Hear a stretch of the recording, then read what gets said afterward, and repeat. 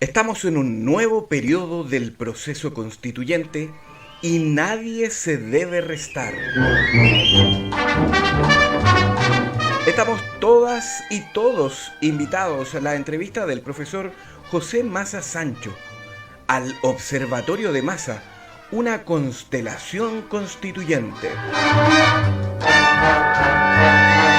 Todos los viernes a las 20 horas, José Massa entrevistará a un candidato o candidata desde su particular punto de vista. Observatorio de Massa, una constelación constituyente. Todos los viernes a las 20 horas por las plataformas de Estallido Tuitero.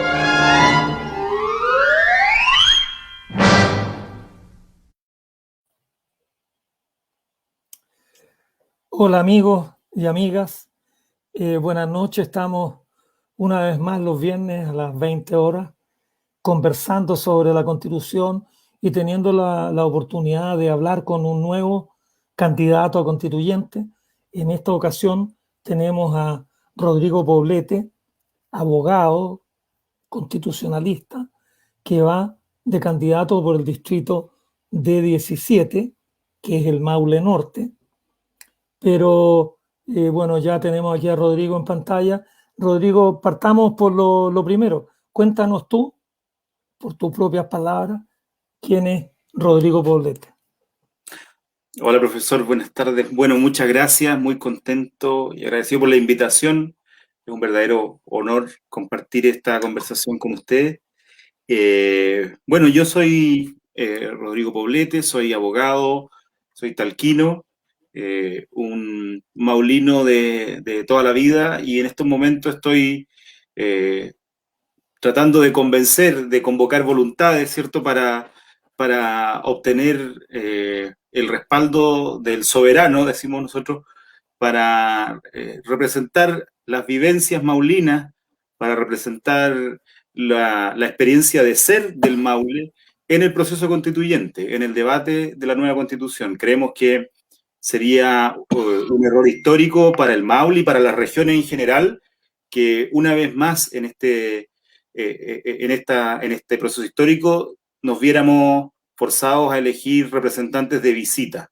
Esa es una consigna que hemos defendido y que hemos tratado de predicar por todos los rincones del distrito. Tenemos gente, tenemos representantes que pueden encarnar las experiencias, las vivencias de ser de los territorios, de ser de las regiones, y tenemos la oportunidad de tener una convención constituyente integrada mayoritariamente por constituyentes de regiones. Entonces, aprovechemos esa oportunidad y eso es lo que queremos nosotros promover, además de una serie de temas, ciertos programáticos que podemos ir conversando a lo largo de esta conversación. Ya, pues bueno, ahora, bueno, una pregunta que, bueno, no está dicha en lo que tú contestaste recién. ¿Qué es lo que te mueve o qué es lo que te llevó? Sí, bueno, entiendo que quieres representar a la comunidad maulina, pero ¿cuál es la motivación tuya? Bueno, tú eres abogado constitucionalista, en realidad la pregunta está respondida ahí, tal vez, ¿no? Es decir, esto de escribir una nueva constitución debe ser el sueño del pibe para un abogado constitucionalista. ¿Es tu experiencia profesional lo que te lleva a querer estar metido ahí a escribir una nueva constitución? Sí, bueno.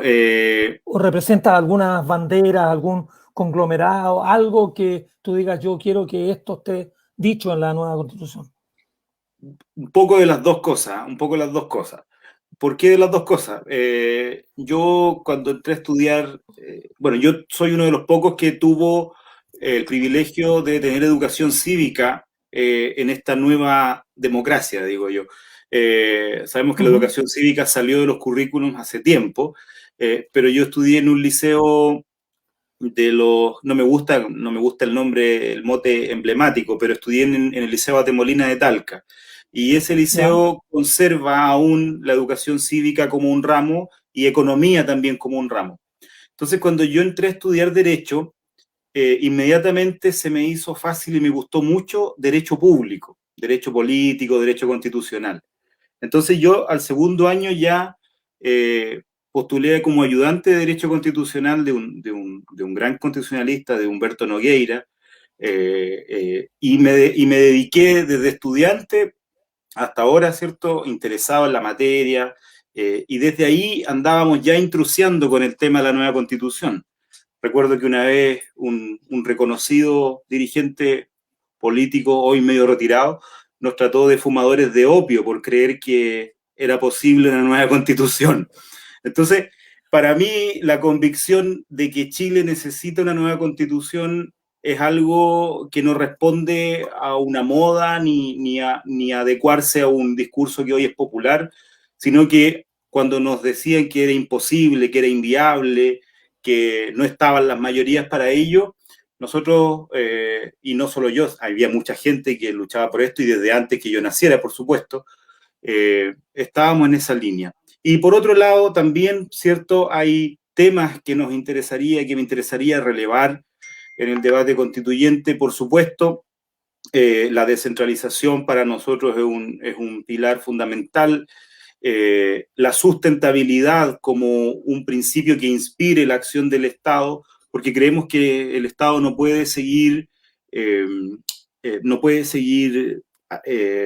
sin tomar una acción decidida en torno a nuestro presente y futuro, en torno a nuestra supervivencia como especie y como ecosistema también. No podemos seguir entonces adoptando decisiones para el presente y el futuro con los paradigmas del siglo XX y algunos todavía del siglo XIX. Entonces necesitamos un Estado que tenga principios que lo inspiren, que lo guíen. También nos interesa, por supuesto, lograr una democracia paritaria que refleje en todos los niveles posibles la igualdad de género. Eso se traduce en directorios con paridad, ¿cierto? Por supuesto que los directorios de las empresas públicas, por supuesto que queremos que sea un objetivo también para los directorios particulares, porque la paridad no es un tema público, es un tema que se debe predicar respecto de la sociedad en general, no solo respecto a las instituciones estatales. Y nos interesa también, por supuesto, una reformulación, una mirada holística del catálogo de derechos para adecuarlo a las necesidades del presente y del futuro. Un catálogo de derechos que reconozca nuestras diversidades, que reconozca también nuestra falencia y que asegure a las personas pisos mínimos para vivir en dignidad. Eso es lo que nosotros estamos diciendo. O sea, el proceso constituyente, cuando uno conversa con las personas, se da cuenta que las personas tienen expectativas suficientemente racionales como para que ningún político se sienta atemorizado por lo que la ciudadanía quiere hacer en el proceso constituyente. Las personas son racionales y quieren cosas racionales. Entonces, hay algunos que dicen, cuidado con las expectativas del proceso constituyente. Y esto lo comparto con Patricio Zapata, por quien tengo profunda admiración. No estamos de acuerdo en todo, pero él decía, mire, ¿quiénes son los que dicen que hay que cuidar las expectativas? Los que tienen precisamente la cuestión más asegurada. Pero para el resto de las personas, para los que están reclamando cambios, no se trata de expectativas, se trata de carencias, de derechos. Para una persona que no tiene acceso a la vivienda, tener una casa no es una expectativa, es una necesidad. Es una necesidad humana profunda, elemental. No es para que un señor de Providencia venga y nos diga cuidado con las expectativas, ¿ya? Entonces es fácil para algunos hablar de expectativas, otros reconocemos esas expectativas como legítimos derechos. Sí, oye, perdón, yo te escucho medio cortado, de repente casi me ¿Sí? cuesta seguirte el hilo, no sé si es porque tu internet no está muy bueno o el mío no está muy bueno, ojalá que se componga un poco, Sí. Pero en realidad el problema de lo que tú me estás contando, claro, siempre ha habido, en Chile, ha habido campañas del terror desde siempre. Yo desde que soy niño, yo viví en Parral mucho tiempo, así que era casi vecino tuyo. pero no, Chile no está preparado para, no, Chile todavía no, esto no se puede aplicar en Chile, no, cuidado con crear falsas expectativas. Siempre, me acuerdo, sin ir más lejos, cuando algunos agoreros, entre otros, bueno, hay varios, mejor no nombro a ninguno para no irritar las iras, pero muchos parlamentarios rasgaban vestiduras que si Chile aprobaba la ley de divorcio, el país se iba a caer a pedazos, porque la estructura fundamental de la construcción del país era la familia. La familia eran los ladrillos con que estaba construida toda la sociedad. Y si se aprobaba la ley de divorcio, parece que entendían como que el divorcio fuera obligatorio, ¿no? Se iba a derrumbar todo. No tan solo no se derrumbó nada, sino que yo todavía estoy por escuchar las palabras de arrepentimiento o las disculpas de todos estos idiotas que dijeron que Chile se desmoronaba si se aprobaba la ley de divorcio, y sobre todo muchos que después de que se aprobó la ley de divorcio, en contra de la voluntad de ellos, se divorciaron. Entonces la verdad es que en política vemos gente con una cara de palo pero extraordinaria, y algo, bueno, que te lo digo a ti y lo he dicho en otras ocasiones anteriores. Yo me encanta, bueno, toda la gente que yo he entrevistado más o menos tiene un perfil relativamente parecido, es de una cierta vereda ideológica, pero yo repito, el pueblo, todos nosotros expresamos por un 80% contra 20% que queríamos una nueva constitución y queríamos que no la escribieran los mismos de siempre. Así es. Pero ahora yo les pido a todos que con un lápiz no voten por los mismos de siempre, que no voten por los políticos ni de primera selección, ni de segunda selección, ni de tercera selección, ni aquellos que ya estaban en las catacumbas de los políticos olvidados y que ahora resucitan. ¡Ay! Es que yo quiero ser constituyente. Por favor, solo van a ser constituyentes los que la gente designe. Y yo les pido a todos los que nos están escuchando, humildemente, vean el currículum de cada uno.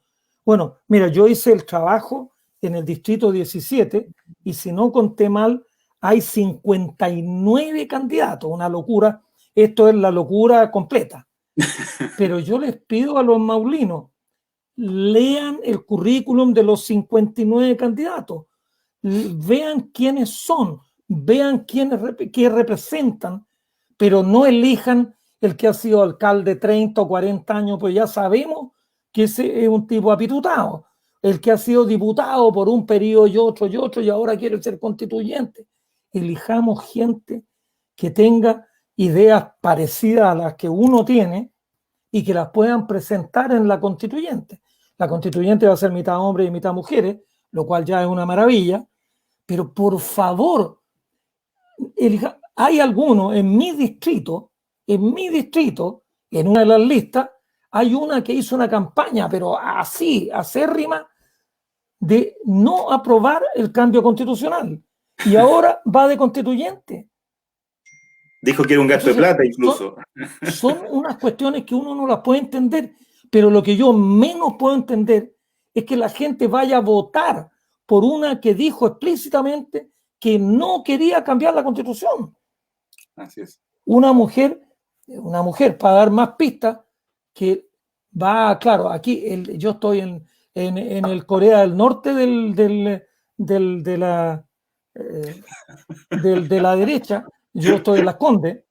Entonces, claro, aquí van a ser elegidos todos los que tengan posiciones medio extremas, pero queremos que la Constitución tenga voces nuevas, no voces ya cansadas o trilladas. Gente, y lo digo, hay varios, pero no los quiero mencionar, políticos que estaban desaparecidos. Bueno, desde algunos que nos decían que estábamos fumando opio cuando proponíamos alguna idea, hasta otros que ya estaban olvidados. Y ahora de repente, en el medio de su jubilación o más bien muerte civil, yo quiero ser constituyente. Por favor, no lo dejamos. Ya los tuvimos. Algunos hicieron más, otros hicieron menos. Pongamos gente joven como tú, voces nuevas que puedan... Ahora, tú que eres constitucionalista, una pregunta que se la hago a todos. ¿Qué le quisieras tú quitar a la constitución de Jaime Guzmán Errázuriz y qué es lo que tú quisieras agregarle? Porque en realidad uno puede hacer una lista del viejito Pascuero, yo quiero tener un computador más grande, quiero esto, pero eso en ningún artículo de la Constitución puede aparecer, ¿te fijas? Entonces, la Constitución tú sabes muy bien lo que contiene y lo que debe contener y cuáles son las trabas reales.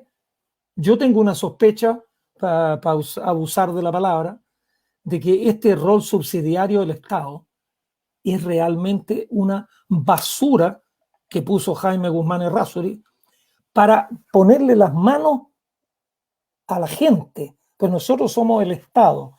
Entonces el Estado no puede tomar iniciativa. La iniciativa la tiene que tomar el mercado. Y el mercado son la gente que tiene plata.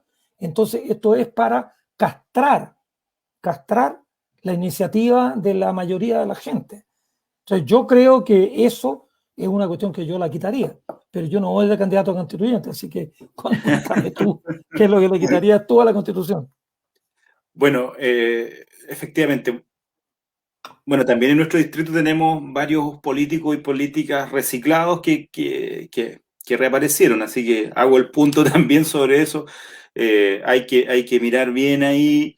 En casi todas las listas se han camuflado para tratar de volver a la escena política a través de esta posibilidad. Ahora, respecto de las materias constitucionales, yo creo que a la Constitución hay que partir sacándole todos aquellos contenidos que la han transformado en un programa de gobierno de un sector político, un programa de gobierno a nivel constitucional.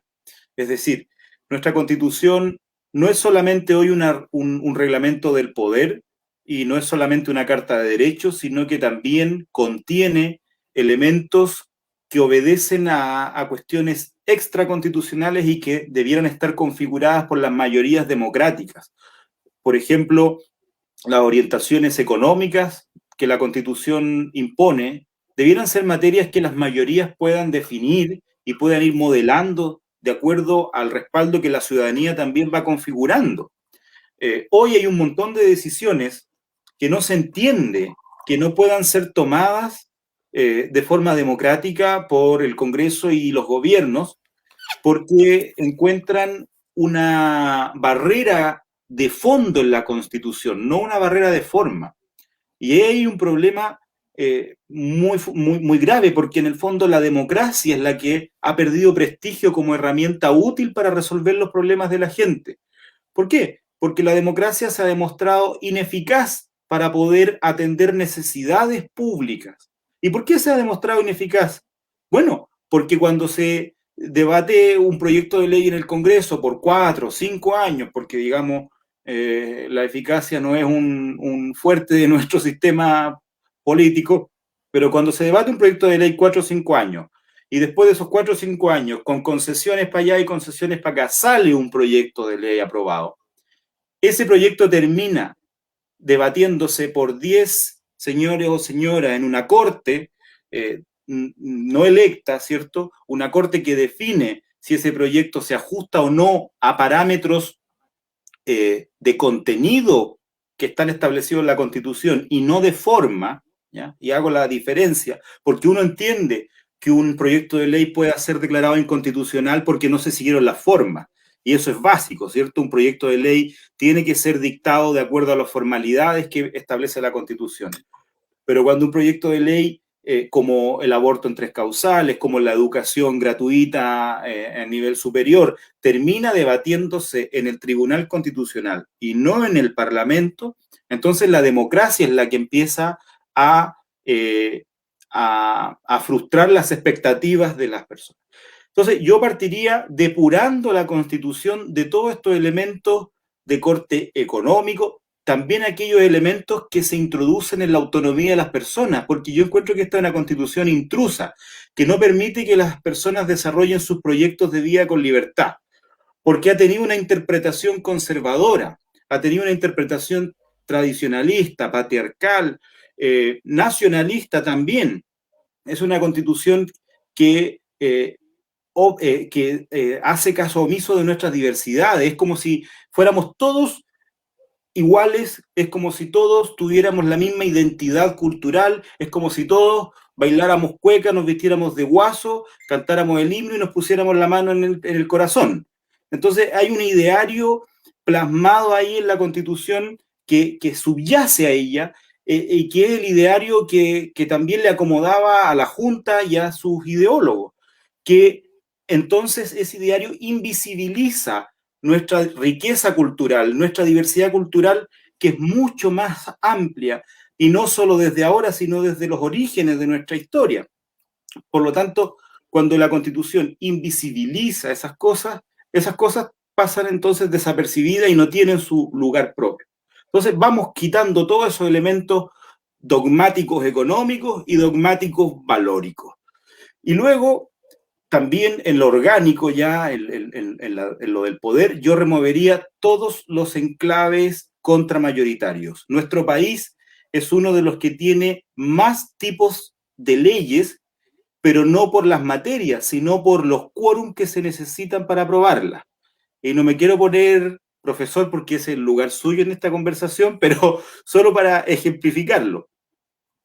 En este país tenemos la ley de reforma a la Constitución, que requiere 2/3 o 3/5 según el capítulo de que se trate. Tenemos la ley de interpretación de la Constitución, que requiere 2/3 o 3/5 según el capítulo que trate. Tenemos la ley orgánica constitucional, que requiere 4/7 de los diputados y senadores en ejercicio, y que pasa por control obligatorio ante el Tribunal Constitucional. O sea, no importa que nadie reclame, tiene que pasar sí o sí por el Tribunal Constitucional. Tenemos la ley de quórum calificado, que requiere mayoría absoluta, 50+1 de diputados y senadores en ejercicio. Tenemos la ley, luego recién viene la ley común, que es la de mayoría simple, y que es la forma en que debieran definirse las leyes, y así se hace en el mundo. En el mundo las leyes ordinariamente son mayorías simples, y para materias muy específicas hay mayorías calificadas, que es el 50+1. Pero acá tenemos una serie de quórum y de procedimientos y de requisitos en el proceso de formación de la ley que le entregan el control del proceso legislativo a la minoría. Luego, el presidente de la República juega un rol preponderante en el sistema político. Tiene el control del proceso legislativo, porque tiene iniciativa de ley, cosa que ni el presidente gringo tiene. Tiene iniciativa exclusiva de ley, es decir, hay materias en las que solo él puede proponer proyectos de ley y no el Parlamento. Tiene el control de las urgencias, o sea, controla la agenda del Congreso. Luego tiene el veto. Si no le gusta un proyecto de ley, lo veta. Durante el debate del proyecto de ley tiene uso preferente de la palabra a través de sus ministros. O sea, si hay un ministro en la sala, tiene uso preferente de la palabra por sobre los parlamentarios. Entonces, la facultad del presidente política, pero además legislativa, lo convierten en el colegislador más importante. Eso tenemos que equilibrarlo. Equilibrar los poderes de manera horizontal entre legislativo y ejecutivo. Y luego también un equilibrio de poder territorial. No puede ser que las decisiones sobre la pavimentación de un camino aquí, no sé, pues la ruta Talca-Constitución, se debata en el gabinete del ministro de Obras Públicas en Santiago y no tengamos ni pito que tocar en la región. Y nos tenemos que enterar por la prensa que esos proyectos se posponen y que se van a posponer y que se van a posponer, y nos enteramos como si fuéramos simplemente espectadores de decisiones que toma alguien en nombre de nosotros en Santiago. Entonces, esas son las cosas que hay que ir calibrando. Bueno, en eso, hace unos días tuve una conversación con la senadora Jimena Rincón y me decía que hay un proyecto de hacer un bypass en Talca, que es un proyecto que lo hicieron acá en Santiago, que no le preguntaron a nadie en el Maule si les interesaba o no, pero simplemente ellos aquí hicieron, No sé si ya tendrán el trazado de la ruta y tendrán todo listo, y el bypass de la carretera de Talca, la decisión la toman en Santiago. Esas Así es. cuestiones no pueden ser. Bueno, con relación a lo que estaba hablando antes, una pregunta que yo tengo curiosidad.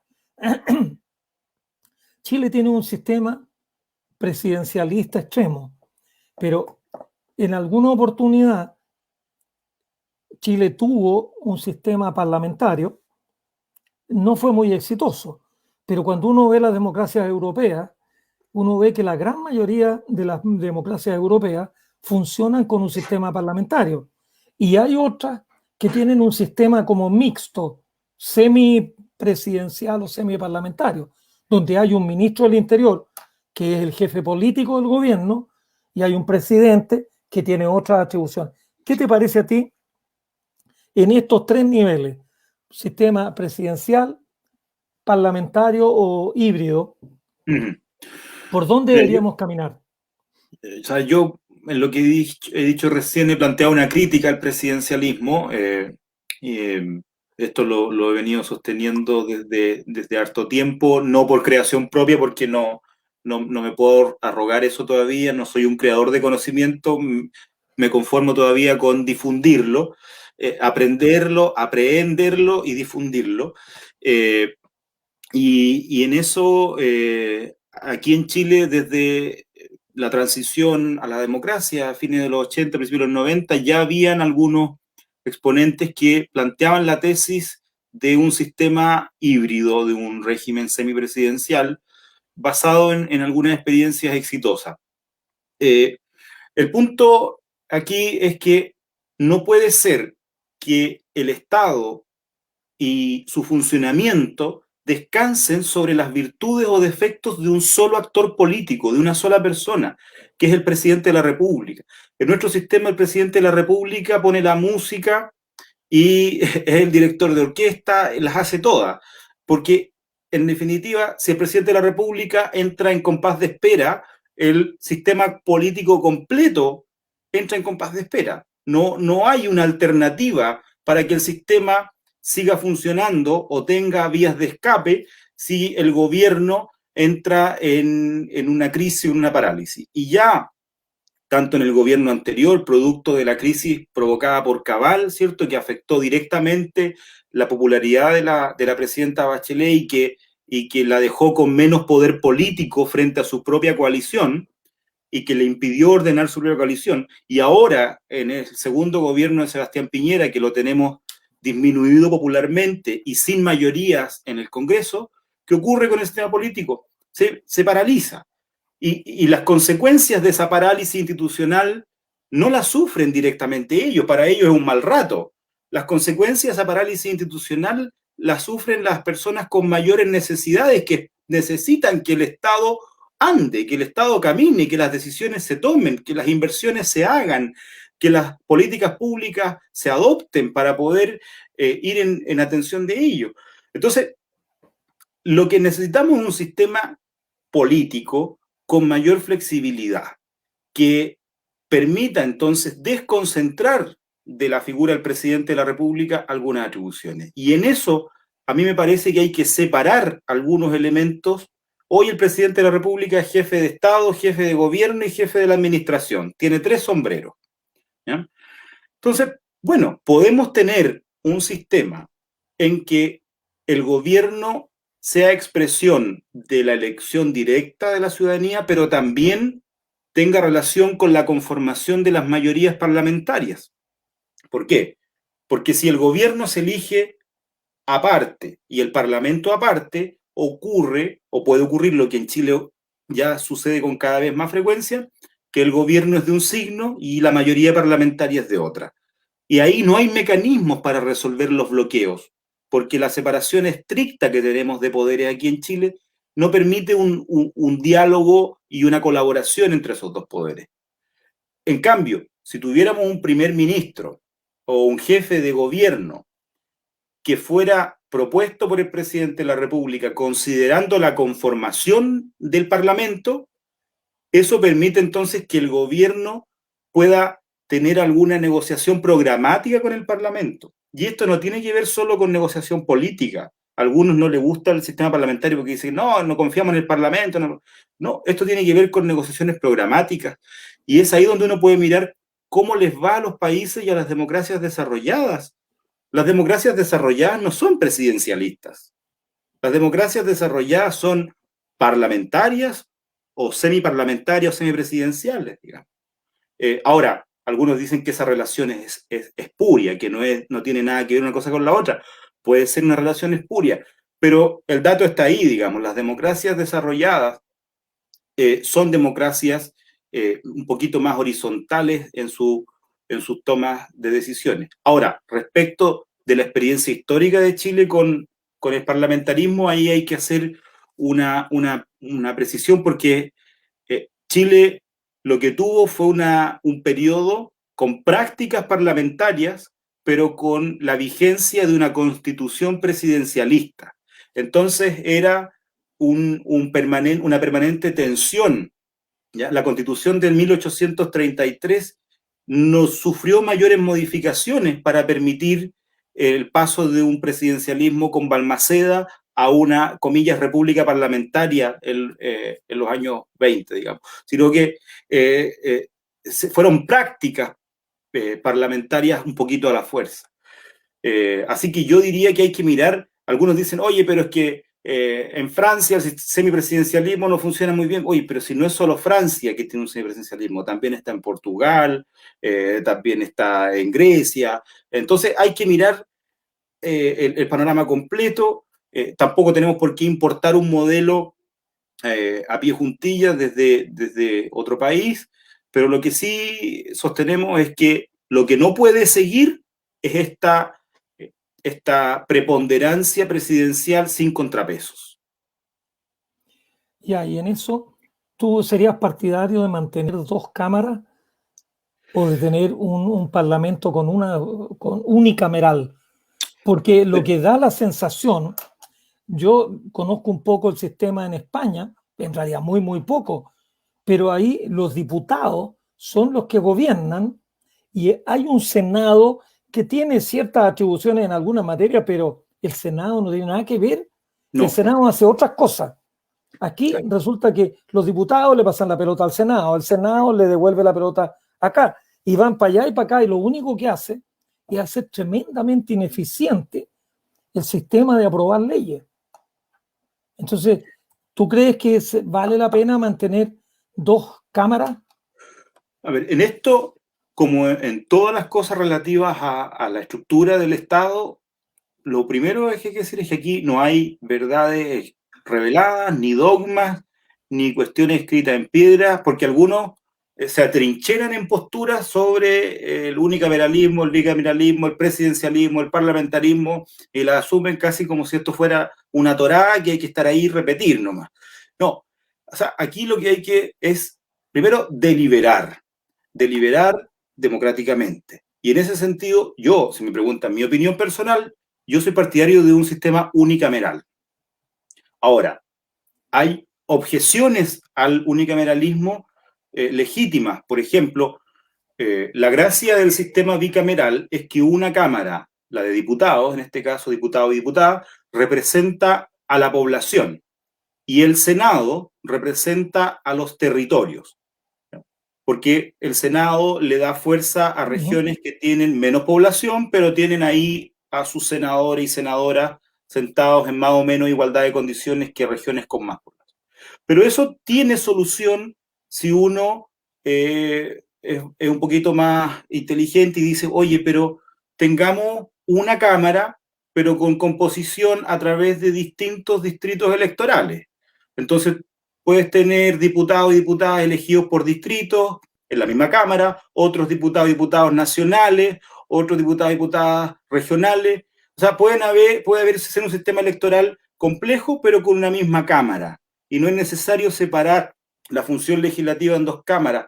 Otros dicen, oye, pero es que en el Senado se produce un proceso más pausado, más reflexivo. Entonces hay gente que tiende a asignarle al Senado un cariz medio místico, una cosa como que ahí están la gente con más experiencia, los que saben más de política.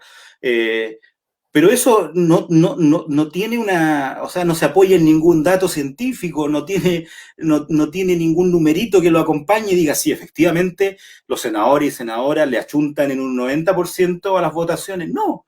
Les recuerdo que en el gobierno de Piñera 1 fue el Senado el que respaldó la ley de pesca contra la Cámara de Diputados. O sea, esto es muy variable. Tiene que ver con las composiciones coyunturales de las cámaras, no con un cariz especial de una frente a la otra, digamos. Sí, oye, yo ahí te quisiera poner una cuestión que a mí me parece, yo tengo mucho respeto por la política, aunque a veces a veces lo oculto un poco. Soy asintomático de mi respeto a la política, pero siendo irrespetuoso, tener dos cámaras te permite ser parlamentario por 3 periodos y después ser senador por 2 periodos más. Pues. Sí, claro. Entonces ¿para qué vamos a tener una sola cámara? Los pitutos se acortarían mucho. Bueno, y eso ahora se acaba de acortar esta cuestión, porque antes era, bueno, como diría Nicanor Parra, esto era la cueca en pelota. Hay un diputado que está en ejercicio, hay varios, hay más de uno, que llevan 30 años en la Cámara de Diputados. En su carnet de identidad decir profesión, diputado. Ahora le dijeron que ya no podía, pero querían que eso fuera a partir de la próxima elección, porque ahora todavía querían ir. Sí. Pero si han estado 30 años de diputado, todavía tendrían 2 periodos de senador. Y si son 2 periodos de senador por el Maule Norte, bueno, nadie le va a impedir la libertad de ser senador por el Maule Sur o ser senador por Biobío. Entonces, la verdad es que deberíamos ponernos más serios en eso. Y yo creo que lo otro, un pequeño comentario, yo que ya llevo muchos años en este país, yo encuentro que la Cámara de Diputados, con el sistema presidencial, el presidente trata de acelerar y la Cámara de Diputados tiene el freno de mano. Entonces va tirando el freno de mano. Entonces el país no avanza porque lo que el presidente quiere hacer se lo frena la Cámara de Diputados. Y eso en gobiernos de derecha, de centro, de izquierda, siempre ha sido más o menos así. Entonces es un sistema, yo diría, bastante diabólico, que si la Cámara la elegimos nosotros y son nuestros representantes, los representantes de la ciudadanía, bueno, que ellos decidan y que vayan haciendo cosas, porque el interés de todos los ciudadanos es hacer que Chile crezca lo más rápido posible y que tengamos una mejor calidad de vida.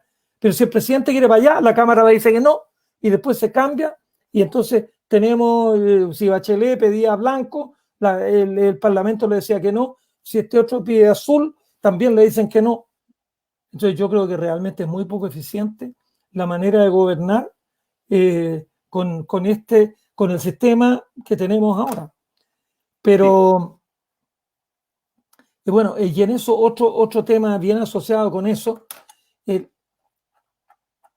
otros países, nuestros vecinos acá en Argentina, y Estados Unidos y otros más, tienen un sistema federal.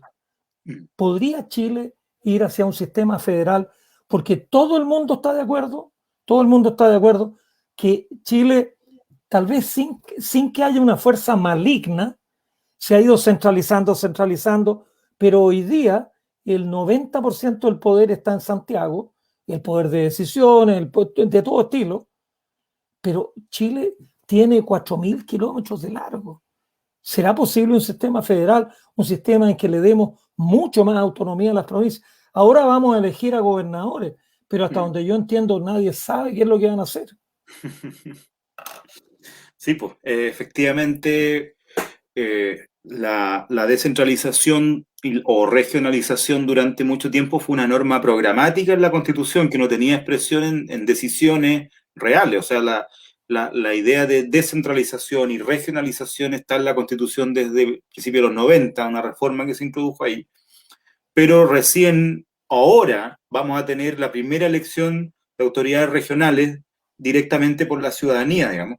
O sea, se tomó 30 años que una norma constitucional tuviera expresión en una decisión política. Eso también es importante algunos candidatos o candidatas constituyentes no les gusta decir con claridad que no todas las normas constitucionales tienen expresión directa en decisiones cotidianas inmediatas.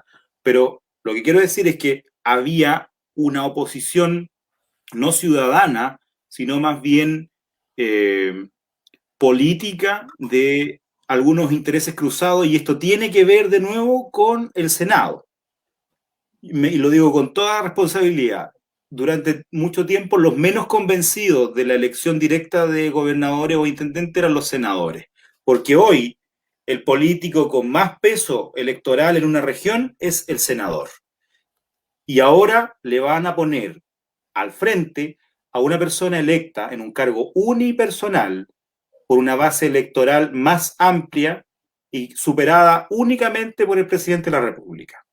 Por lo tanto, los senadores van a perder poder político, digamos, y lo va a ganar un nuevo actor que va a ser único en cada región. Los senadores comparten en sus regiones con otros senadores, ¿ya? Y se reparten territorio, y se reparten influencias, y se reparten seremías, y sabemos cómo opera eso.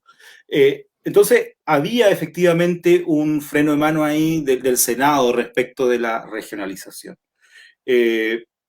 Yo creo que efectivamente el tema tiene que caminar hacia una descentralización que converse también con nuestra realidad demográfica y económica.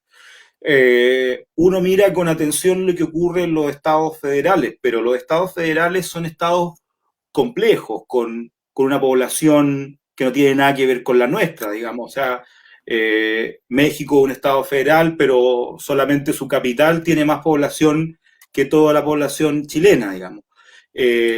También tiene que ver con las economías. Entonces, hay que tomar decisiones también sobre esas realidades.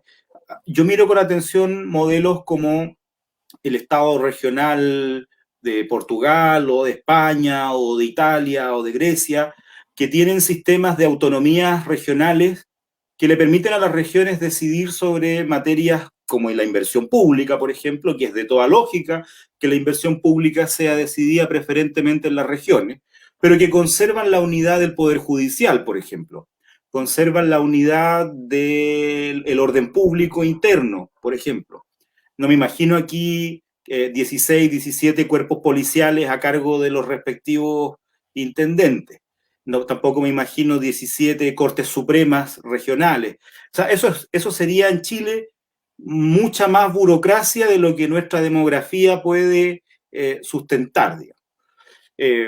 Entonces, hay que pensar en un modelo que permita que las regiones tengan decisión sobre materias que son de incidencia regional y que vaya conservando para el poder nacional atribuciones residuales. Hay que mirarlo desde otra óptica, hay que dar vuelta al tablero y decir, a ver, ¿qué es lo estrictamente necesario que se quede en el poder central y qué no?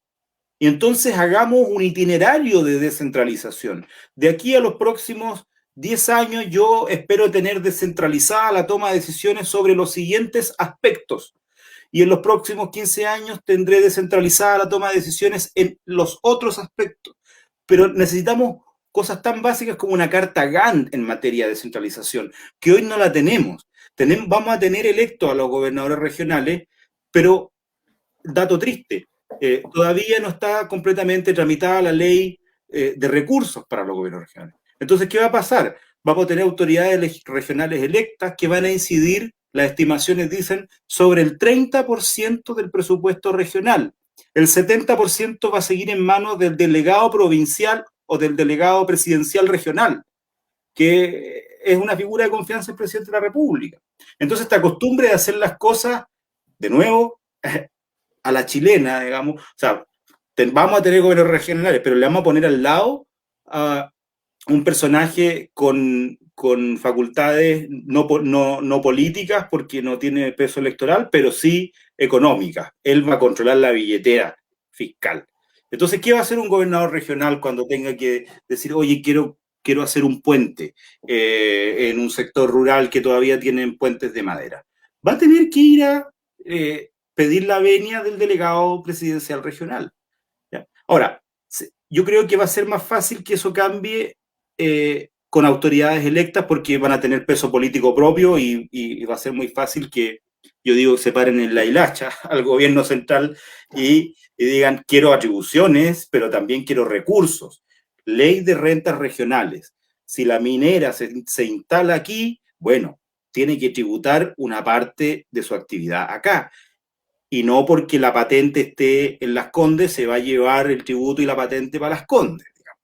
Entonces, hay que hacer cosas que tienen que ver con decisiones y que no requieren gran ingeniería, no requieren grandes movimientos de tierra, digo yo, como para poder tomarlas, sino que hay que tener una decisión política.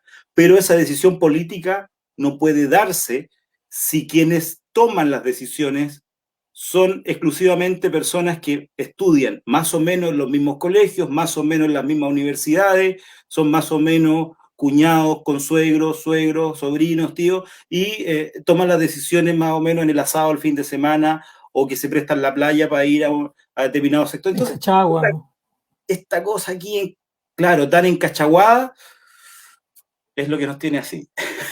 Claro, mira, y en eso una pregunta que tú que eres abogado a lo mejor tienes una respuesta. Yo he escuchado por ahí, alguien decía que en Chile los municipios en general ejecutan del orden de un 8% del presupuesto nacional. En circunstancias que en otros países a nivel municipal se ejecuta como el 15% y no el 8%. Si uno quiere descentralizar, a mí me suena como que uno debería de ir hacia un sistema en que haya más dinero que se ejecute a nivel municipal. Pero con esta cuestión, que esta picaresca, porque en realidad es picaresca, de que no, que el gobierno es ineficiente y no sé qué, y si el municipio tenía antiguamente un departamento de pavimentación, eso se cerró porque el municipio no puede tener tantos funcionarios, pero entonces contrata a una empresa para que le pavimente, con lo cual, que es una empresa del cuñado, o del sobrino, o del tío, y se hace 5 veces más caro la pavimentación a través de la empresa del cuñado y del tío. Yo tuve en una oportunidad la ocasión de hablar con un alcalde de un pueblo del norte y me decía que él había, antes de licitar recolectar la basura en su municipio, le pidió a una empresa que hiciera un estudio y le dijera cuánto valía. Y le dijeron, mira, vale como 200 millones de pesos, porque es una ciudad de 15.000, 18.000 habitantes. 200 millones de pesos. Bueno, hizo la licitación, se presentó una sola empresa que recogía la basura por 1.000 millones de pesos. Entonces me dijo, yo estaba como obligado a darle el contrato a esa empresa. Por 1.000 millones de pesos yo sabía que valía 200. Entonces fue y pidió que eso, y tuvo que ir a la Contraloría, no sé dónde, paró esto, no se adjudicó. Entonces él creó en la municipalidad un aparato para recoger la basura y me decía, no tan solo gastamos 200 millones y no los 1.000 que nos cobraban estos sinvergüenza, sino que además contratamos a gente de acá, de la ciudad, ya, a ver, tú y tú, y no sé, compraron 10 camiones y contrataron a toda la gente, le damos pega, me decía, a gente de aquí, y gastamos lo que tenemos que gastar, nada más. Entonces, ¿cómo uno puede hacerlo? Para que los gastos, bueno, yo creo que con las luminarias LED la cosa está, pero maravillosamente clara. Mientras más plata hay en una de estas licitaciones, más cuñados y sobrinos hay metidos entre medio. ¿Cómo podemos hacer un sistema que haya una contraloría especial que mire a los municipios? Porque parece que el agua la echan en canastos, ¿no? En vez de echarlo en una olla en los municipios. Bueno, no estoy siendo medio duro con todo, ¿no? Pero hay mucha corruptela. Bueno, eso lo ha dicho la Evelyn Matei, aquí en Providencia, que dice que la corruptela a nivel municipal es extraordinaria. Hay algunos alcaldes que se han sacado los zapatos con la pandemia, y yo me saco el sombrero por ello. Pero, ¿cómo podemos hacer al mismo tiempo, darle el doble de plata, pero para que rinda de verdad en el territorio. Bueno, efectivamente hay algunos que decían cuando se destaparon los casos de corrupción en la política, oye, ni se imaginan cuando descubran la capa de corrupción en los gobiernos regionales y en los gobiernos municipales. Ahí es otra historia. Efectivamente, pareciera ser que mientras más bajamos en la capa de gobiernos hacia los territorios, el control también se va diluyendo, el control y la fiscalización, digamos. Pero también tiene que ver con la reproducción de la figura presidencialista y centralista a nivel de los gobiernos territoriales. O sea, en los municipios el alcalde no tiene contrapeso político, los concejales o el consejo municipal es una figura bastante decorativa hoy día. O sea, los concejales tienen que montar de repente show mediáticos para poder hacer algo de contrapeso a los alcaldes. Y es muy fácil para un alcalde cooptar los consejos municipales a través de iniciativas, de proyectos de financiamiento de iniciativas. Hoy hemos visto, o sea, aquí en la comuna de Talca, desde Navidad para adelante el alcalde anda entregando una gift card por 10.410 pesos, a diestra y siniestra, sin calificación socioeconómica, nada. Pasa alguien, un funcionario por la casa, le toca el timbre y le entrega a usted una gift card, que supuestamente era para aliviar la situación de la pandemia, trae hasta una cintita de Navidad, todavía la están repartiendo, y ese tipo de cosas tienen muy poco contrapeso. O sea, son decisiones que el alcalde toma y que los concejales se enteran por la prensa, y que cuando los concejales quieren ejercer una actividad fiscalizadora, el alcalde lo que hace es dar por terminada la sesión de consejo, o no pone el punto en tabla, o los concejales oficialistas no le dan quórum al consejo. O sea, hay un montón de triquiñuelas ahí para que los alcaldes sean pequeñitos reyesuelos en sus comunas durante 4 años, y con posibilidad de serlo por 12, digamos, con la ley que limita la reelección, sin contrapeso político real. Entonces, si hablamos de pesos y contrapesos en el sistema político presidencial, tenemos que considerarlo también en los gobiernos locales. Los consejos municipales deben tener facultades fiscalizadoras reales, deben tener facultades de ratificación de los actos de los alcaldes y alcaldesas de manera efectiva. Aquí en Talca, perdonen la referencia, pero son los ejemplos que conozco más cercanos.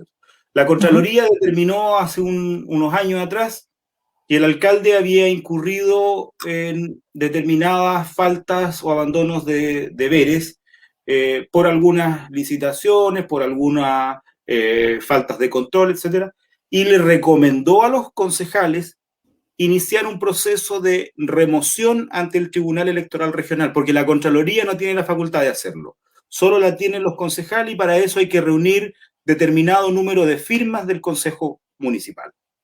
Entonces, con un informe de la Contraloría lapidario, con conclusiones lapidarias de la Contraloría Regional, entregado al Consejo, pero no se reunieron las firmas, porque hubo concejales de oposición por ahí que no estuvieron dispuestos a firmar.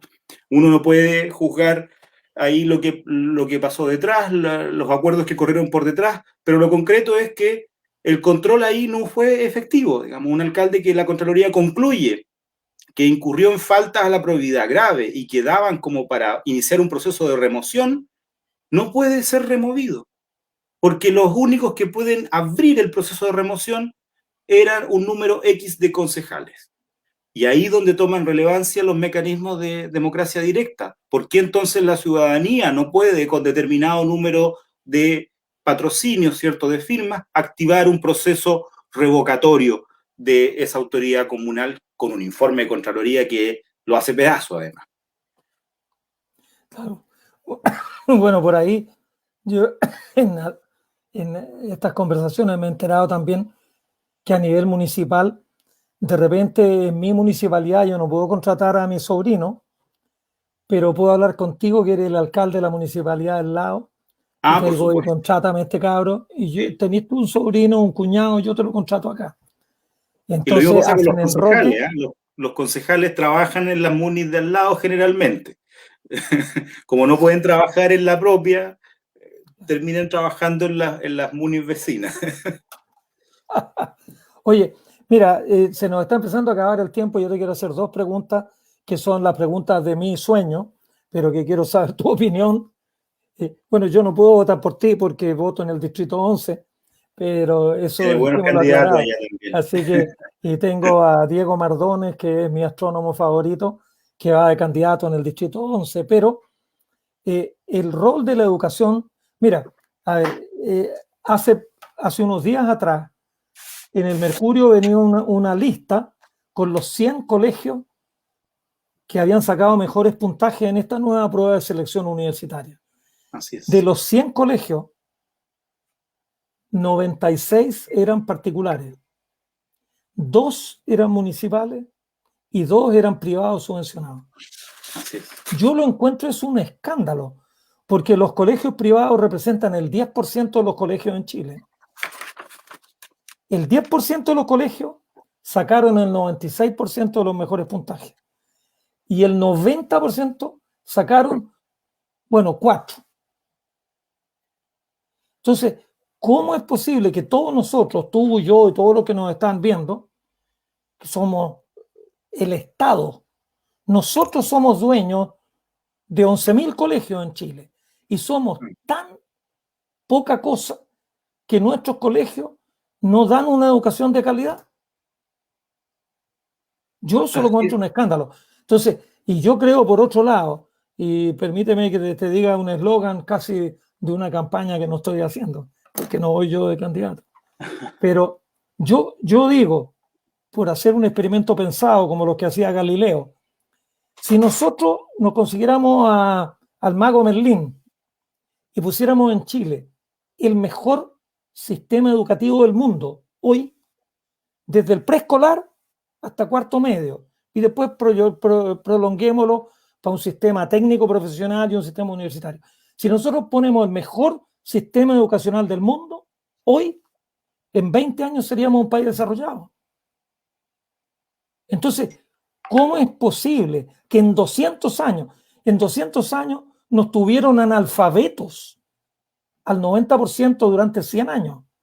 En el siglo XIX, el analfabetismo en Chile era el 90%, y los políticos estaban contentos con eso. El único que protestó, y mira cómo le fue Balmaceda. Balmaceda fue el primero que trató de hacer una educación pública de verdad. Y ya sabemos en qué terminó, en la legación argentina, pegándose un tiro el pobre. Pero la educación, claro, uno puede poner ahí derecho a una educación gratuita y de calidad. Yo pondría de calidad, calidad, calidad, calidad, calidad y gratuita. Que sea gratuita a mí, bueno, obviamente yo no quiero que sea pagada, pero tiene que ser de calidad, pero calidad con letras mayúsculas. ¿Cuál es el rol que tú le ves a la educación? Y lo otro, para ponerlo en la misma cosa, la educación tiene que ir con una vocación de tratar de transformarnos en una economía del conocimiento. Y eso significa que tenemos que invertir 10 veces más en ciencia y tecnología, porque solo si invertimos 10 veces más en ciencia y tecnología, tenemos una posibilidad real de hacer un país desarrollado para todas y para todos y para todes. No un país para las 7 familias que se robaron el mar, o el país para las no sé qué, etc. ¿Qué opinión te merece estos comentarios sobre educación y ciencia y tecnología? Bueno, para mí es una realidad que me toca en lo directo. Yo estudié desde el kinder en establecimientos públicos, gracias a una beca, pude estudiar Derecho en una universidad estatal. Eh, soy un hijo de la educación pública y trato de ubicarme en lo público siempre. O sea, cotizo en FONASA por elección, no por obligación, porque uno tiene que tratar de ser consecuente con lo que promueve también. Bueno, no tengo hijos, pero algo colaboro con la educación de mi sobrina y he promovido que siempre sea en el sistema público. Creo que lo que vivimos en nuestro país respecto de lo público es muy triste porque quienes no tienen capacidad de pago, que son la mayoría de las familias en este país, solo tienen a su alcance lo público. Entonces, cuando las personas que toman decisiones en Chile dicen lo público funciona mal, es súper cómodo para ellos porque ellos tienen la posibilidad de extender un cheque por sumas bastante grandes para que sus familias se sustraigan de eso que ellos dicen que funciona mal y que ellos podrían arreglar porque son ellos los que toman las decisiones, no nosotros, porque nosotros estábamos excluidos de la toma de decisiones hasta que este proceso constituyente se abrió. Entonces, cuando uno ve cifras tan escandalosas que de 100 establecimientos, solo 2 colegios son públicos, uno se pregunta, bueno, ¿y qué posibilidades tienen las familias pobres, no emergentes? Porque hasta para hablar de la pobreza nos hemos puesto buenos para los eufemismos porque es poco atractivo hablar de la pobreza. La gente se pone incómoda cuando se habla de pobres. Pero la palabra es pobre, la gente pobre. ¿Qué posibilidades tiene de acceder a educación de calidad si no es pagando? Ninguna. Si las estadísticas que produce el propio país, al mismo país le van diciendo, mire, si usted estudia en un colegio público, tiene el 2% de posibilidades de tener un buen puntaje para poder entrar a la universidad.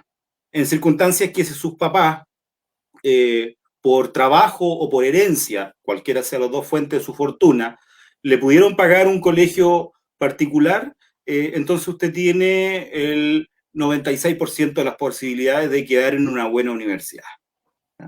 Entonces, la inacción del Estado en materia de educación es una negligencia inexcusable, es una negligencia que no puede tomar más tiempo, porque los niños y niñas y adolescentes de este país requieren de una educación de calidad ahora, porque nos jugamos el presente y nos jugamos el futuro en la educación. No solo la movilidad social, ¿ya? No solo sino también el desarrollo espiritual de la persona. La educación no solo juega un rol para acceder a una mejor posición social, sino que desarrolla nuestras personalidades, nos entrega capital cultural, nos permite cosas que yo de repente digo, chuta, qué lata no haber tenido esta oportunidad yo de poder hoy mirar un cuadro y apreciar el arte, como la tienen otros compañeros míos de universidad, que cuando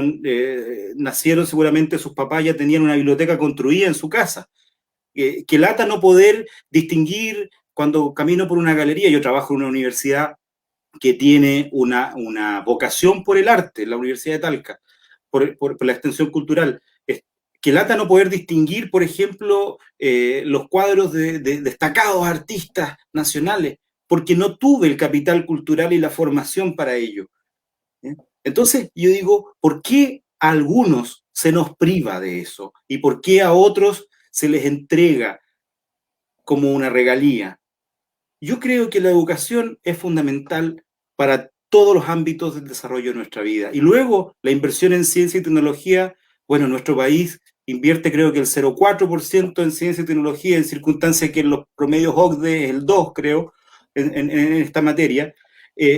Y cuando uno ve de los países que provienen hoy las vacunas, solución a uno de los mayores desafíos que ha enfrentado la humanidad, esas vacunas vienen de inversión pública en ciencia, vienen de inversión estatal en ciencia, tecnología. Israel invierte el 4,2%. Israel invierte el 4,2% en ciencia y tecnología. Y le ha ido súper bien con las vacunas. Y el país que ha vacunado como el 70% de su población ahora.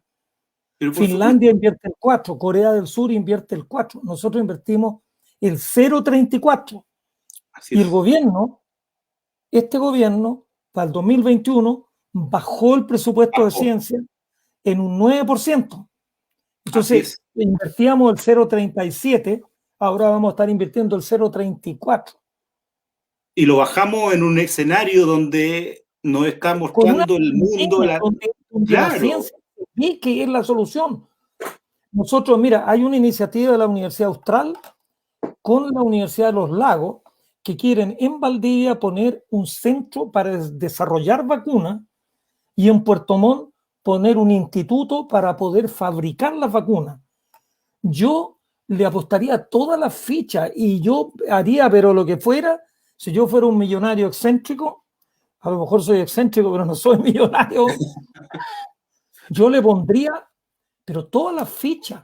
Necesitamos que el lugar donde se desarrollen las vacunas sea en Valdivia, a 800 kilómetros, bueno, en Talca, pero no en Santiago. Y que se construyan, que se fabriquen Mira, las vacunas de Pfizer la están haciendo en Bélgica, pero la desarrollaron en Estados Unidos. ¿Por qué? Porque Bélgica tiene capacidad para desarrollar vacunas. Entonces, esas cuestiones a mí me ponen frenético porque nos demuestran la cara de que los políticos que están en ejercicio hoy día no les interesa que Chile sea un país desarrollado. Mira, hay una pregunta que yo te quería hacer, también se nos está empezando a acabar el tiempo. Hay dos preguntas que te quiero hacer. Bueno, no tenemos un momento en que nos vayan a bajar una barrera, pero yo conozco otros países que dicen, no, es que Chile no está preparado para... Con esas chivas nos han engañado siempre. Hay países como Dinamarca, por decirte algo, donde alguien trabaja en el Ministerio de Educación y es un funcionario de Estado, no de gobierno, porque el gobierno dura 4 años, 6 años, pero hay funcionarios que han estado en el ministerio durante 20 años, son funcionarios de Estado. Aquí el gobierno y el Estado parece que fueran como lo mismo. Es posible hacer una distinción constitucional que diga, el Estado somos todos y nosotros elegimos cada tantos años, cada 4, cada 6 años, a un nuevo gobierno y el gobierno tiene, el Estado es como el transatlántico y el capitán del barco es el presidente, pero el capitán del barco, bueno, a mí por lo menos cuando hablan, no, es que nuestro gobierno, un posesivo para el gobierno, si el gobierno es uno solo, es de todos los chilenos, el gobierno no es nuestro ni vuestro, es de todos los chilenos, así que quitémosle el calificativo de nuestro a la palabra gobierno, pero el gobierno es algo mucho más transitorio que el Estado. Es posible construir temas de, no sé, en obras públicas, en educación, una cuestión que sea de Estado. Mira, Chile ahora, bueno, ahora el presidente saca pechuga de que todo este éxito del vacunatorio es debido a él. Chile tiene una tradición de vacunas de hace 80 años. Hemos desarrollado una tradición de vacunas que viene, creo que de un médico distinguido, don Eduardo Cruzcoque, que en los años 30 empezó con esto. Otro médico también bien nombrado, que se llamaba Salvador Allende, que entre ellos fueron haciendo estos vacunatorios. Entonces, claro, es cierto que el gobierno actual tuvo el ojo de hacer buenos contratos y tenemos suficientes vacunas. Eso hay que reconocérselo y agradecérselo mucho como ciudadanos.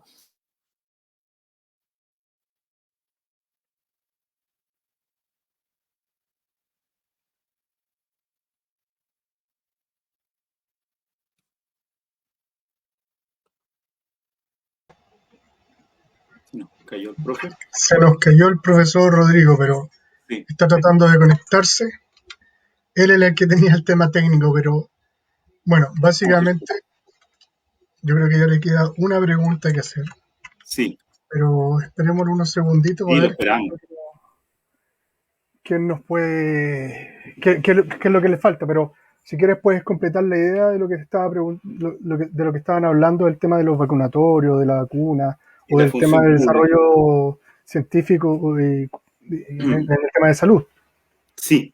Bueno, lo primero que nos comentaba el profe es sobre la distinción, ¿cierto?, entre tareas de gobierno, tareas de Estado, entre el ser funcionario de Estado, funcionario de gobierno. Yo creo que efectivamente hay que establecer un rol de la función pública que permita contar con... Ahí está el profe de nuevo. Ahí está, profe, me retiro. Profe, estaba Bueno, comentando ¿sí? que hay que efectivamente tener una distinción clara y que nos permita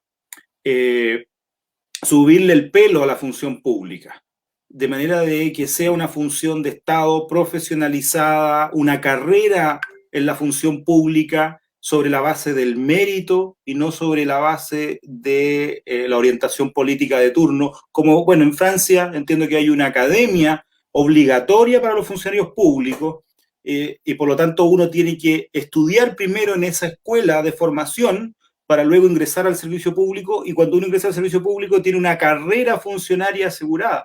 Acá en Chile eso no está garantizado.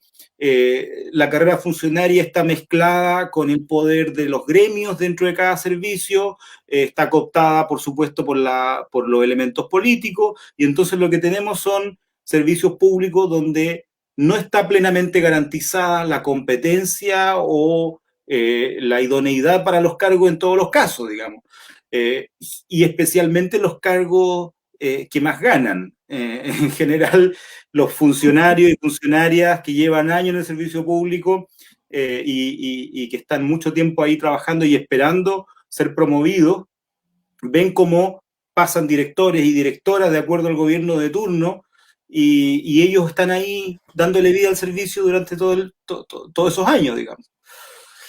Ahora, respecto de lo que nos comentaba sobre el éxito de las vacunas, enhorabuena que hayan tenido buen ojo para el tema de los contratos, es lo menos que uno podría esperar de un gobierno con alta composición empresarial, tener buen ojo para los contratos. Pero el éxito en el proceso vacunatorio, también hay que tener en cuenta la experiencia acumulada de Chile en eso y de la salud primaria. Y sería bueno que ahora el gobierno, que le había restado recursos a la salud primaria, vea entonces cómo respondió la salud primaria a una de las tareas más importantes para ver por fin una esperanza de salida a esta pandemia. Pongámosle luca a la salud primaria, infraestructura a la salud primaria, harta capacidad instalada, y que por favor nuestros consultorios sean un espacio más digno de atención, porque ahí es donde concurren quienes más necesitan salud, quienes más necesitan atención, y no solo para recuperarse de una aflicción física, a veces también y generalmente para atender su salud emocional, su salud mental, que ante la necesidad y las carencias es una de los primeros elementos que hay que entender y atender. Ya, bueno, yo creo que ahora ya Ahora sí que nos empieza a acabar el tiempo de verdad. Una pregunta que se me quedó en el tintero, que te amenacé que a lo mejor iba a ser la última, quiero que sea la última. Tú que eres abogado, a mí, yo soy astrónomo, entonces entiendo de cuestiones muy lejanas y no entiendo de lo que se habla a veces.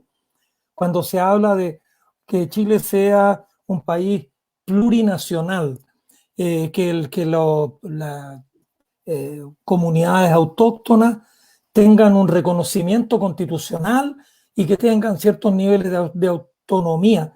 ¿Cómo ves tú el tema de los pueblos originarios en Chile? Y cómo reparar en el fondo también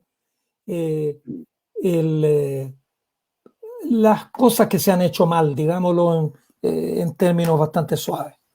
Y las que no se han hecho. Y las que no se han hecho. Bueno, que es una manera de hacerlas mal.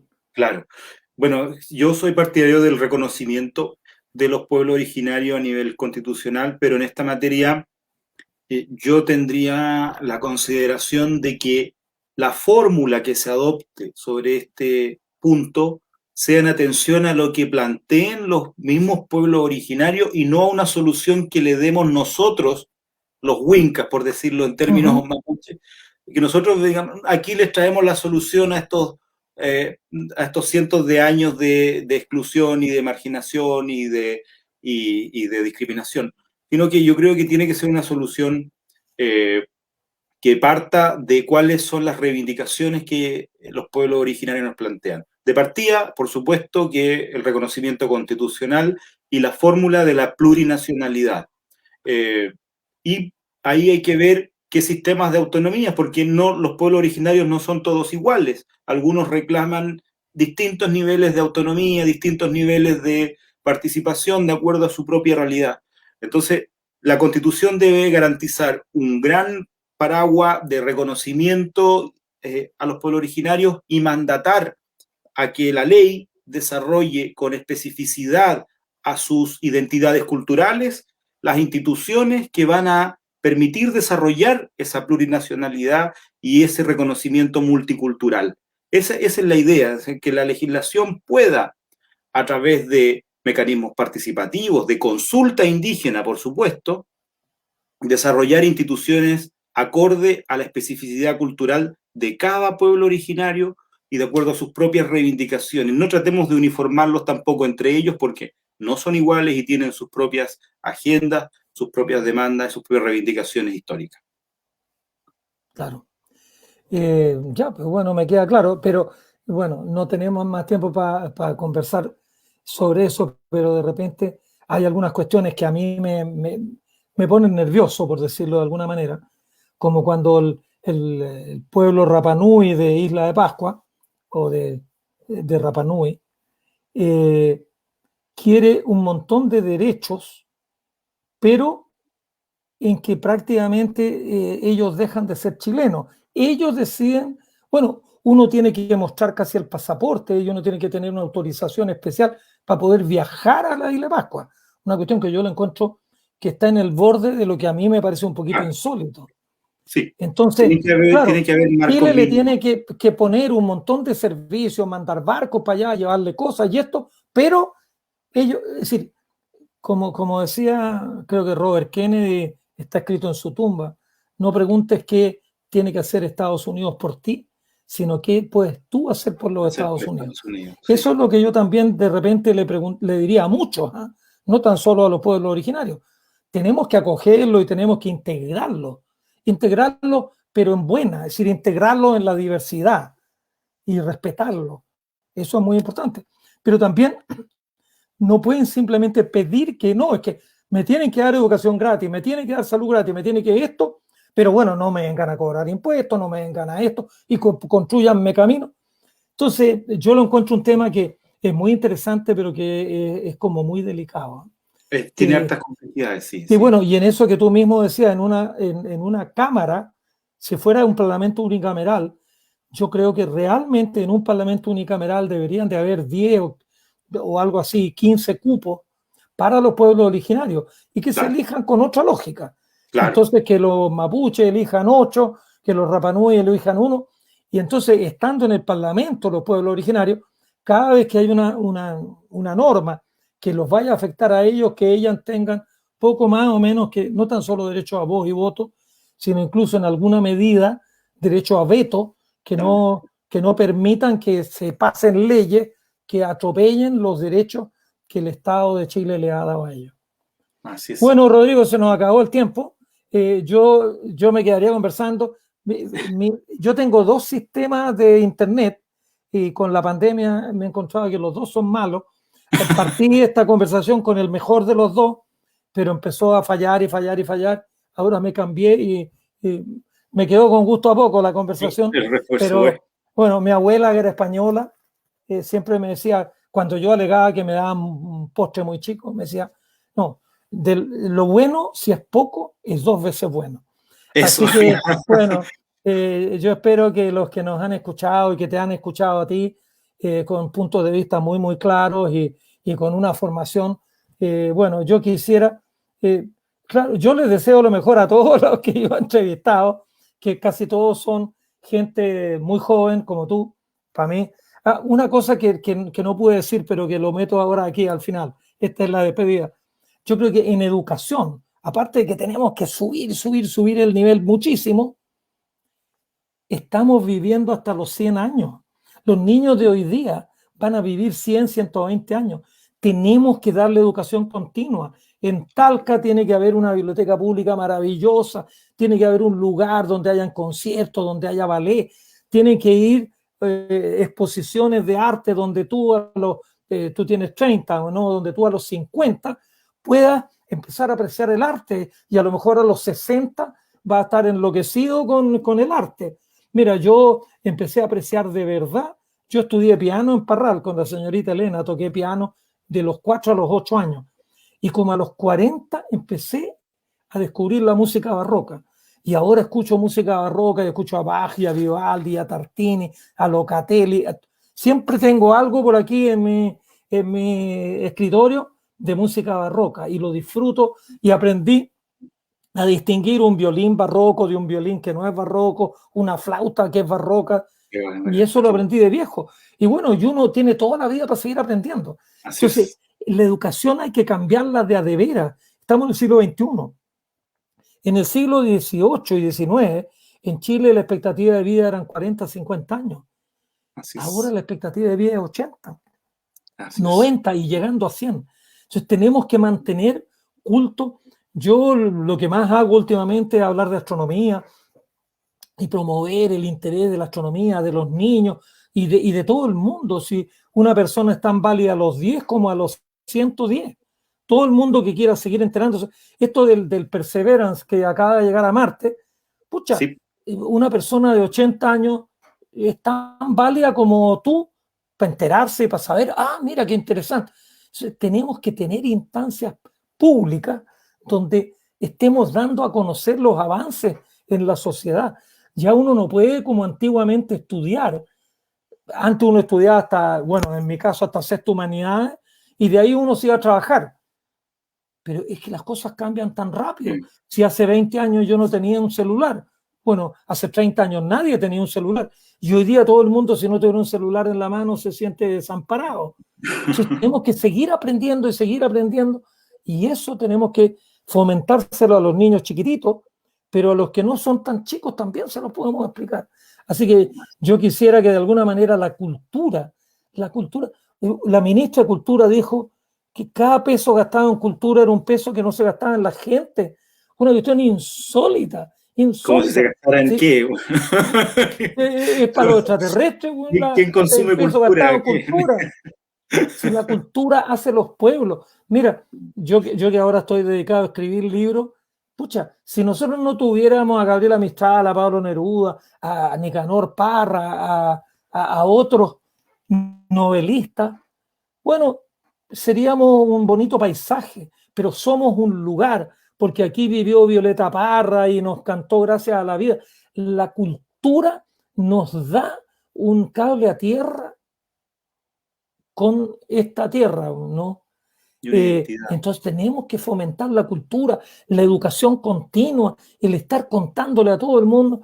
La divulgación científica es tan importante. Pero bueno, ojalá que tú que eres constitucionalista, ojalá que te elijan por esas y otras razones. Y que, bueno, y también otra pregunta que no te pregunté, pero ya sabía la respuesta, así que tenemos que ser un país inclusivo. En Chile hay un 20% de gente que tiene capacidades diferentes, tiene problemas auditivos, tiene problemas visuales, tiene problemas, pero en este país somos todos válidos y las orientaciones de lo que sea, todos somos personas desde que nacemos, no desde que nos conciben, porque hay algunos que nos defienden cuando estamos en el útero materno, y para afuera del útero materno a chuleta limpia todo el resto de la vida. Pero desde que nacemos hasta que ya nos vamos para el otro mundo, tenemos que tener dignidad, ser tratados con respeto y ser tratados como iguales. A ver si aquí no tenemos gente de sangre azul. Nunca la tuvimos. Bueno, Rodrigo, muchas gracias por esta conversación. Yo me entretuve mucho. Lamento que ¿cómo se llama? Enlace a internet estaba medio más o menos, pero espero que los que nos vieron y nos vean, porque esto lo pueden seguir viendo, lo disfruten. Así que muchas gracias, un abrazo. Le invitamos a usted y a todos los que nos ven a sumarse a nuestro proyecto La Constitución de la Gente, porque ese es nuestro sueño, que todos y todas la escribamos. Listo. Un abrazo grande. Chao. Ya, chao, chao.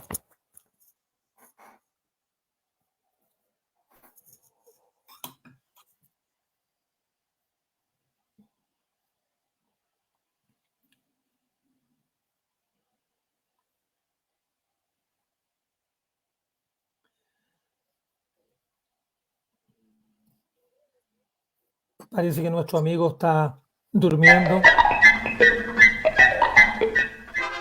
Estamos en un nuevo periodo del proceso constituyente y nadie se debe restar. Estamos todas y todos invitados a la entrevista del profesor José Massa Sancho al Observatorio de Massa, una constelación constituyente. Todos los viernes a las 20 horas, José Massa entrevistará a un candidato o candidata desde su particular punto de vista. Observatorio de Massa, una constelación constituyente. Todos los viernes a las 20 horas por las plataformas de Estallido Tuitero.